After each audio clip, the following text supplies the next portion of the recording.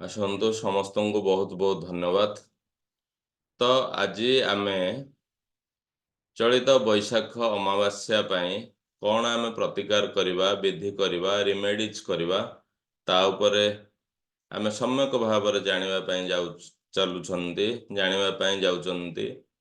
ତ ବିଶ୍ୱାସ ଅଛି ଏଇ ବୈଶାଖ ଅମାବାସ୍ୟାରେ ଯଦି ଆମେ ଭଗବାନ ନାରାୟଣ ଏବଂ ମା ଲକ୍ଷ୍ମୀଙ୍କର ଉପାସନା ବୀଜ ମନ୍ତ୍ର ପୂଜାର୍ଚ୍ଚନା ଏକା ସମୟରେ କରନ୍ତି, ତେବେ ଏହା ବହୁତ ଶୁଭଦାୟକ ହେଇଥାଏ। ଆମେ ଯେହେତୁ ସମସ୍ତେ ମର୍ଣ୍ଣିଂ କ୍ଲାସରେ ଆସୁଛନ୍ତି, ଅଭ୍ୟାସ ବହୁତ ବଦଳି ଯାଇଛି। ବିଶେଷ ଭାବରେ ଏଇ ବୈଶାଖ ଅମାବାସ୍ୟା ଦିନ ଯଦି ବ୍ରହ୍ମ ମୁହୂର୍ତ୍ତରେ ଆମେ ସ୍ନାନ କରୁଛନ୍ତି, ତାହେଲେ ବହୁତ ଭଲ ଶୁଭ ସୂଚନା ବୋଲି ତାହା ଆମର ବିଶ୍ୱାସ ରହିଛି। ଏଇ ବୈଶାଖ ଅମାବାସ୍ୟାରେ ଆମେ ଆମର ୱେଲ୍ଥ ପାଇଁ, ଆମର ଆବିଉଣ୍ଡାନ୍ସ ପାଇଁ, ବିଶେଷ ଭାବରେ ଆମେ money attract, stock money, stock work, କୌଣସି ପ୍ରକାର ମନି ଆମର ଅଟକି ଯାଇଛି କେଉଁଠି, କୌଣସି ଶୁଭ କାମ ବାର ବାର ଅଟକି ଯାଉଛି, ଏ ସମସ୍ତ ପାଇଁ ଆମେ ଏ ରିମେଡି କରିପାରିବା କି ଯେମିତିକି ସୂର୍ଯ୍ୟାସ୍ତ ପରେ, ସେଇ ବୈଶାଖ ଅମାବାସ୍ୟାର ସୂର୍ଯ୍ୟାସ୍ତ ପରେ ଆମେ ଗାଧେଇବା ବା ଶୁଚିମନ୍ତ ହୋଇକି ପୂଜା ଘରେ, ଆମ ଘର ଠାକୁରଙ୍କ ଘରେ, ଆମ ନିଜର ପୂଜା ଘରେ ଆମେ ପ୍ରବେଶ କରୁଛନ୍ତି। ସନ୍ଧ୍ୟା ଆଳତି, ଯାହା ଆପଣମାନେ ନୀତିଦିନର ପୂଜା କରୁଛନ୍ତି, ଆଳତି କରୁଛନ୍ତି, ତାକୁ ସମାପ୍ତି କରିବା ପରେ ଲାଲ ରଙ୍ଗର ଗୋଟିଏ କପଡ଼ା, ଯୋଉଟାକି ପୁଟୁଳି ବାନ୍ଧି ହବ, ଲାଲ ରଙ୍ଗର ଗୋଟିଏ କପଡ଼ାରେ ଆମେ 3ଟି ଲବଙ୍ଗ, ଗୋଟେ ମୁଠା ଧନିଆ ଆଉ ଗୋଟେ କଏନ୍ ଆପଣ ତାକୁ ରଖିବେ, ପୋଟଳି ବାନ୍ଧିବେ। ଆମେ ଯେମିତି ପୋଟଳି ବାନ୍ଧୁଛେ ସେ ପୋଟଳିକି ବାନ୍ଧିବେ। ପୋଟଳିକୁ ବାନ୍ଧିବା ପରେ ଯେମିତି ଆମେ ଶ୍ରୀମ୍ ରିଚୁଆଲ୍ସ କରୁଛେ, ସେ ପୋଟଳିକି ହାତରେ ଧରିବେ। ମାଙ୍କର ଯୋଉ ବୀଜ ମନ୍ତ୍ର ରହିଛି, ଆମେ ଯାହା ଆମ ପାଇଁ ସମସ୍ତଙ୍କ ପାଇଁ ପ୍ରିୟ, ଆମେ ସେଇ ବୀଜ ମନ୍ତ୍ର ଶ୍ରୀମ୍କୁ ଆପଣ ଯେତେ ଅଧିକା ପାରିବେ ପୁରା ଶୁଦ୍ଧ ମନରେ ତାକୁ ଚାଣ୍ଟ କରିବେ। ମାଙ୍କର ଅନ୍ୟ ବୀଜ ମନ୍ତ୍ର ବି ଆପଣ ଚାଣ୍ଟ କରିପାରିବେ। ବିଶେଷ ଭାବରେ ଶ୍ରୀମ୍ ହିଁ କରନ୍ତୁ। ଆଉ ଯେଉଁମାନେ ରଖିଛନ୍ତି କ'ଣ ଆମର ଯୋଉ ପଦ୍ମର ଯୋଉ କେଶର ମାଳି, ଯଦି କେଶର ମାଳି ରଖିଛନ୍ତି, ତେବେ 3 ମାଳା ଜପ କରନ୍ତୁ ଶ୍ରୀମରେ। ୟାକୁ ଜପ କରିସାରିବା ପରେ ସେଇ ଯୋଉ ପୋଟଳିକି ଆପଣ ଟ୍ରେଜେରୀରେ ରଖିପାରିବେ। ଘରର ଉତ୍ତର ପୂର୍ବ କୋଣରେ କୌଣସି ଏକ ଭଲ ଜାଗାରେ ଆପଣ ରଖିପାରିବେ, ଯୋଉଟା କି ଦୃଷ୍ଟିର ଆଢୁଆଳରେ ରହିବ, ଅର୍ଥାତ୍ କାହାର ଦୃଷ୍ଟି ପଡ଼ିବ ନାହିଁ। ଏଇଭଳି ଭାବରେ ଆମେ ଏଇ ପୋଟଳିକି ବନେଇ ପାରିବା, ଯୋଉ ପୋଟଳିକି ଆମର ୱେଲ୍ଥ, ଆବିଉଣ୍ଡାନ୍ସ, ମନି, ଷ୍ଟକ୍ ୱାର୍କ, ଏ ସମସ୍ତ କଥାକୁ ଆଟ୍ରାକ୍ଟ କରିବ। এই ପୋଟଳିକି ଆମେ ବନେଇ ପାରିବା। ଦ୍ୱିତୀୟ ରିମେଡି, ଆମେ ଯେମିତିକି ଭାବୁଥାଏ ଗ୍ରହମାନଙ୍କର ଅଶାନ୍ତ କିଛି ଆମ ପାଖରେ ଚାଲିଛି, ଏଇଭଳିଆ ବିଶ୍ୱାସ କିଛି ଆମ ପାଖରେ ଚାଲିଛି।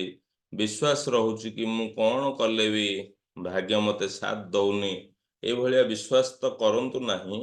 ଯଦି ବି କୋଉଠି ନା କୋଉଠି ରହୁଛି, ଆମେ କରିପାରିବା ଯୋଉଟାକି ଆମେ କହୁଛେ ନବଗ୍ରହ ଶାନ୍ତି ଉପାୟ ବା ଭାଗ୍ୟ ଉଦୟ ଉପାୟ। ବିଶ୍ୱାସ ରହିଛି ଏଇ ଦିନରେ, ଅନ୍ୟ ଦିନରେ ବି ରହିଛି, କିନ୍ତୁ ଏଇ ଦିନରେ ସ୍ୱତନ୍ତ୍ର ଭାବରେ ଆମେ ପୂଜାର୍ଚ୍ଚନା କରୁଥିବା ଆମର ସେଇ ପ୍ରିୟ ବୃକ୍ଷ, ଯୋଉଟାକି ଓସ୍ତ ଗଛ, ସେଇ ଓସ୍ତ ଗଛରେ ମା ଲକ୍ଷ୍ମୀ, ଭଗବାନ ବିଷ୍ଣୁ ହିଁ ବାସ କରନ୍ତି। ସେଦିନ ଆପଣ ସ୍ନାନ ପରେ ଗୋଟିଏ ଲୋଟା ପାଣି ଆଉ ଗୋଟିଏ କଏନ୍ ନେଇକି ସେଇ ଜାଗାକୁ ଯାଆନ୍ତୁ। ସେଇ ଗଛ ମୂଳରେ ସେଇ ପାଣିକୁ ଢାଳି ଦିଅନ୍ତୁ, ସେ ଜଳକୁ ଅର୍ପଣ କରନ୍ତୁ। 11 ଥର ପରିକ୍ରମା କରନ୍ତୁ ଗଛକୁ, 11 ଥର ପରିକ୍ରମା କରନ୍ତୁ ଗଛକୁ। ଏବଂ ଆମର ଯୋଉ ପ୍ରିୟ ବୀଜ ମନ୍ତ୍ର ରହିଛି, ଆମେ ବିଭିନ୍ନ ସମୟରେ କୌଣସି କ୍ଲାସରେ ଡିସ୍କସନ୍ କରିଛନ୍ତି, ଗମ୍, गणपति देवंकर जो स्विच वर्ड बीज मंत्र आम कहे गम गम गम, ये गम को चैंट करंतु। एमिति भी ओम नमो भगवते वासुदेवाय ये भलिया चैंट करी करी आपण 11 थर परिक्रमा करंतु। परिक्रमा करि सारिबा परे से कॉइन को हाथ रे जो कॉइन धरी थिबे से कॉइन आपण गछ मूल रे अर्पण करदेवे, सेठी प्रणाम करिवे। प्रणाम करिके आपणकर घर को माने आपण प्रत्यावर्तन करिवे आ बाटरे न अटकिले भल।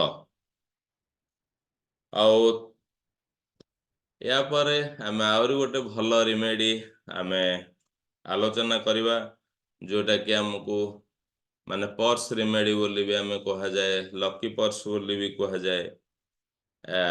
आपण एको करि परिवे जेमति कि दुईटा कॉइन आमे सेदिन जोगाड़ करिवा। दुईटा कॉइन जो कॉइन आमे यूज करूछन्ते एबे से कॉइन आमे दुईटी नबा, ताकू आमे गंगा जल रे जेमति धुआ धुई करिवा कथा करिदवा।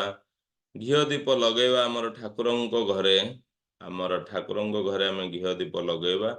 जो भली भावरे आमे स्ट्रीम रिचुअल्स करूथिले से भली भावरे आमे माने दुईटी जाक कॉइन को आमे हाथ रे धरिथिबा। हाथ रे धरिवा समय रे आमे से प्रिय बीज मंत्र श्रीम श्रीम श्रीम जेते संभव आपण काउंट ऊपर ध्यान देबेनी, आपण चैंट करिवे।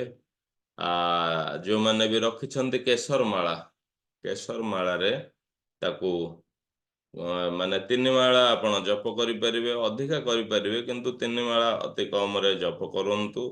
ए जप करि सारिबा परे आपण प्रणाम करूचे आमे। प्रणाम करि सारि कि आमे से जो दुईटी कॉइन आमे पाउचंती, से दुईटी कॉइन आपणकर पर्स रे भैनिटी रे गोटे कॉइन रखंतु। आउ गोटे कॉइन सबु बेले हमर आलमीरा रे रखंतु बा ट्रेजेरी रे रखंतु। विश्वास रही कि या द्वारा धन बहुत भल भाव वृद्धि पाए। शुक्र ग्रहंकर सबु बेले आशीर्वाद आम सहित रहे। एभली भाव रे तीनोटी आमे रिमेडी एठी डिस्कशन कले, आमे जानिले। से तीनोटी रिमेडी भितरु आपण मानक पय जदि किछि दरकार तेबे आपण करि पारंती। बहुत बहुत धन्यवाद। नमस्कार।